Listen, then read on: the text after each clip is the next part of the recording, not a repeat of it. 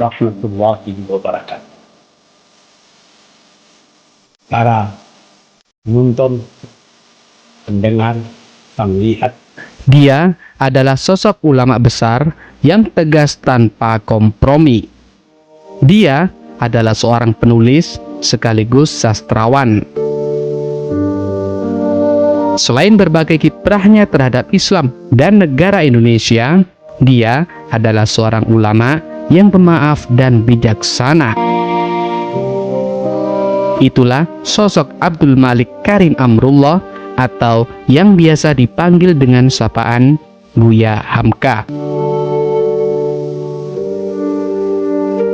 Banyak berbagai kisah teladan hingga kisah pilu yang menimpa dirinya, termasuk pada masa rezim Orde Lama yang dipimpin oleh Presiden Soekarno.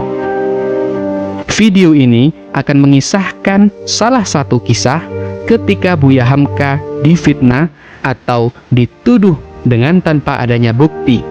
Tuduhan ini mengakibatkan Buya Hamka harus merasakan pahitnya jeruji besi dengan berbagai ancaman hingga penyiksaan yang menimpa dirinya.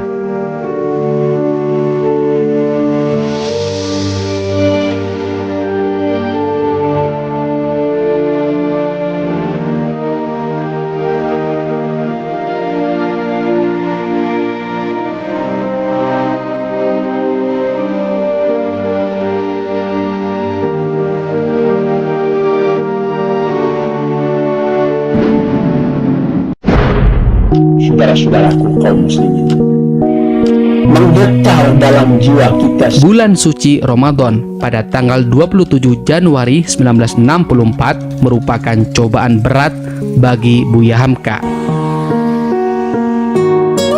Ketika Buya Hamka baru saja beristirahat setelah memberikan pengajian mingguan di Masjid Al-Azhar, Jakarta Selatan, pada siang hari di tengah istirahatnya, tiba-tiba Buya Hamka mendapatkan tamu beberapa orang laki-laki yang berbadan tegap. Para tamu itu berpakaian preman, tetapi beberapa di antaranya tampak membawa pistol di pinggangnya. Mereka datang disertai dengan membawa surat perintah penahanan berdasarkan Undang-Undang Anti Subversif atau Pempres nomor 11 dan nomor 13. Rupanya Buya Hamka hendak dibawa oleh beberapa orang-orang polisi yang berpakaian preman itu.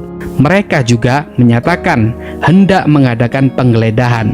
Jadi, saya ditangkap, ujar Buya pelan-pelan agar tidak mengejutkan istrinya yang sedang sakit. Buya sendiri masih diliputi keheranan atas kedatangan polisi yang berpakaian preman itu. Tidak ada informasi kemana Buya Hamka hendak dibawa. Para polisi itu memberi pesan agar pihak keluarga menghubungi Mabes Polri untuk informasi lebih lanjut. Akhirnya dibawalah Buya Hamka ke dalam sebuah mobil yang segera melesat entah kemana. Dalam kondisi letih berpuasa dan tidak tahu menau apa kesalahannya, Buya Hamka dibawa bersama polisi yang sedang menjemputnya.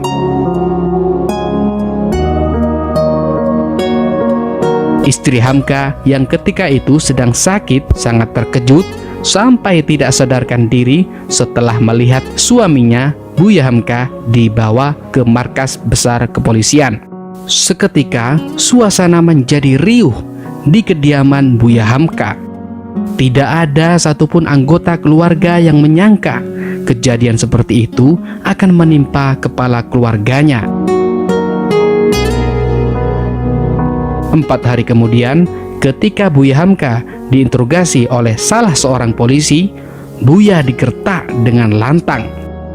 "Saudara pengkhianat, menjual negara kepada Malaysia," gertak salah seorang polisi kepada Hamka. Tuduhan yang tidak terkira, tuduhan sebagai mengkhianat bangsa, tentulah sangat menyakitkan hati Buya Hamka. Buya terguncang dan hampir terpancing emosinya. Buya hanya bisa menangis dalam tuduhan yang tidak beralasan itu. Dengan isak tangis yang lirih, Buya menyela gertakan polisi itu. "Janganlah saya disiksa seperti itu. Bikin sajalah satu pengakuan bagaimana baiknya. Akan saya tanda tangani. Tetapi kata-kata demikian janganlah saudara ulangi," kata Buya Hamka kepada salah seorang polisi. "Memang saudara pengkhianat," balas seorang polisi kepada Buya Hamka. Dalam tuduhan yang tidak berdasar dan menyakitkan itu, ternyata Buya Hamka dituduh terlibat dalam rapat rahasia untuk menggulingkan Presiden Soekarno.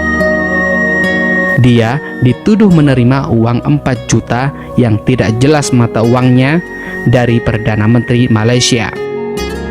Selain itu, Buya juga dituduh memberikan uang kuliah yang bersifat subversif dan berbagai tuduhan kejahatan yang lainnya.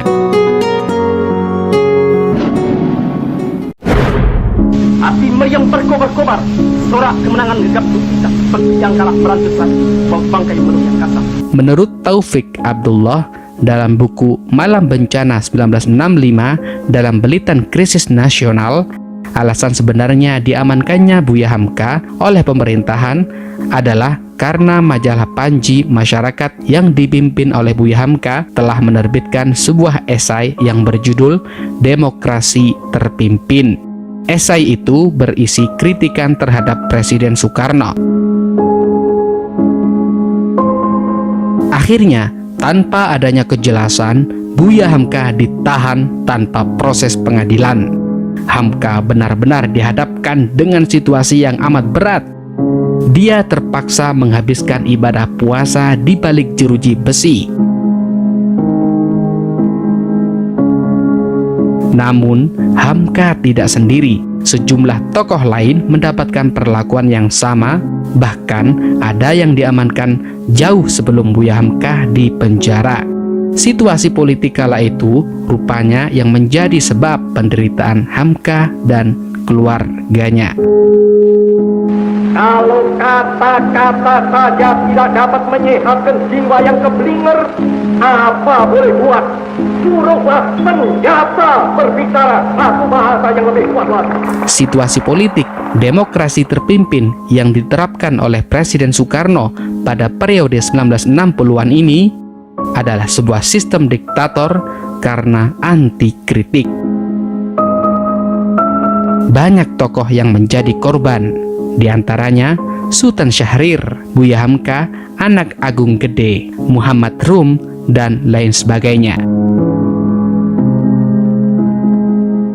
Karena seringnya keluarga menjenguk Buya Hamka meskipun dengan pengawasan ketat polisi, Buya Hamka selalu dipindahkan dari satu penjara ke penjara lain, dari Sukabumi ke Cimacan, kemudian ke Puncak hingga ke Megamendung. Dalam suatu kunjungan ke Cimacan, salah seorang putra Hamka diselipi sepucuk surat oleh Buya Hamka tanpa sepengetahuan polisi. Diketahui surat kecil itu rupanya berisi alasan penangkapan Buya Hamka. Buya Hamka ternyata dituduh mengepalai sekelompok orang yang didanai Tengku Abdurrahman yang dianggapnya bermaksud membunuh Presiden Soekarno. Hamka juga dituduh memimpin rapat di Tangerang bersama kawan-kawannya. Yang mengerikan sebelum itu, ketika Buya Hamka di penjara, Hamka ditimpa berbagai siksaan fisik dari salah seorang polisi karena Buya Hamka dipaksa membuat pengakuan palsu. Selama sebulan, Buya Hamka diperiksa oleh satu tim polisi dengan sorot lampu, dituding, dihina, dan diancam agar supaya mengakui satu tuduhan palsu. Rumah tahanan yang terakhir ditempati Buya Hamka berada di Megamendung. Tetapi tidak lama kemudian Buya Hamka dibebaskan bersyarat setelah penyakitnya kambuh di tahanan. 2 tahun lebih Buya Hamka berada dalam tahanan yang sepi dan dingin dengan berbagai hinaan hingga penyiksaan fisik yang menimpanya. Setelah Hamka menjalani perawatan di Rumah Sakit Persahabatan, tidak lama kemudian Buya Hamka dibebaskan setelah kekuasaan beralih menuju kekuasaan Orde Baru.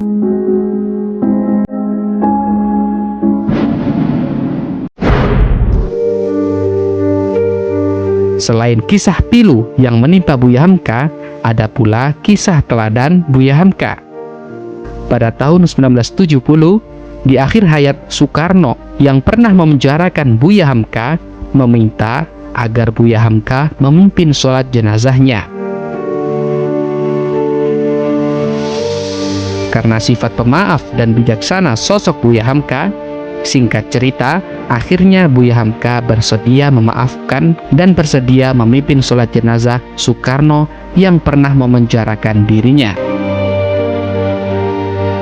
Catatan hitam dan pembungkaman politik yang pernah dilakukan oleh rezim Orde Lama terhadap pihak-pihak yang dianggap mengancam kekuasaannya adalah sejarah gelap yang tidak boleh terulang dalam praktek kenegaraan kita. Karena negara yang bermartabat tidak seharusnya menyiksa, memenjarakan, membuang, atau membunuh nyawa warganya sendiri dengan tuduhan yang tidak pernah dibuktikan di pengadilan. Salam mata hati pemuda, salam jas merah. Segala puji-pujian, segala nikmat yang kau turunkan, segala kerajaan dan kekuasaan Engkau yang pilih.